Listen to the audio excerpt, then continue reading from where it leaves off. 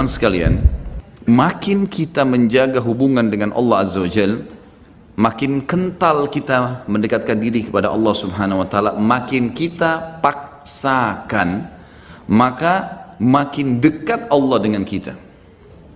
Misal contoh, antum praktekin, buat jadwal 1 bulan dari sekarang atau 1 minggu dari sekarang, 1 bulan lah dari sekarang, coba antum buat sebuah catatan sederhana amal ibadah yang sudah antum kerjakan yang menurut antum paling sempurna pribadi, tidak usah liatin ke orang lain. Tulis misalnya sholat 5 waktu, saya dari tanggal 1 Muharram ke akhir Muharram saya akan mulai, atau misalnya 1 Oktober sampai akhir Oktober saya mau coba sebulan nih. Lebih baik lagi kalau tolak ukurnya 40 hari, karena Nabi SAW jadikan patokan siapa yang sholat tidak ketinggalan takbiratul ihram pertama imam 40 hari, dijamin baginya selamat dari sifat kemunafikan. Baik, pegang hadis itu 40 hari dari tanggal 1 Oktober sampai kita ambil misalnya 9 November, karena kan ada sampai tinggal 31 kan. Baik, sampai 9 November buat jadwal itu memang harus dipaksakan, paksa, nggak pakai cerita main-main, ini harus buat program dan antum harus mulai sendiri. Paksain, mau apapun godaannya tidak ada ceritanya. Seperti antum kalau lagi lapar, orang mau bicara apapun antum tidak pusing, yang penting saya harus makan dulu karena laparnya berbahaya. Seperti itu butuhnya dengan ibadah. Antum lagi haus, orang mau ngomong sebentar, saya mau minum, haus. Begitu antum buat program ibadah sekarang. Lebih penting daripada makan dan minum sementara kita lapar dan haus nih. Buat jadwal, sholat 5 waktu. Saya harus on time. Jadwal, buat jadwal sholat. Mulai start subuh, duhur, asar, maghrib, isya, buat catengan. Besok lagi, terus paksain.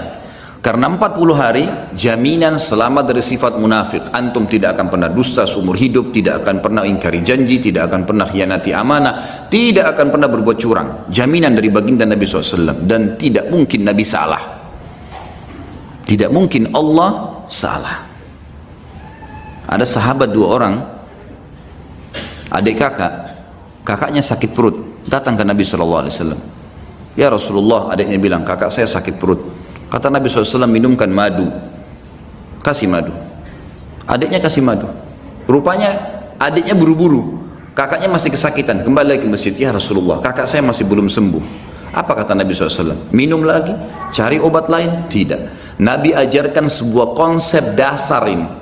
Kata Nabi SAW, Allah pasti benar dan perut kakakmu yang bohong. Nggak mungkin Allah salah. Sabar, minum, yakin, pasti Allah pasti benar, perut kakakmu yang bohong.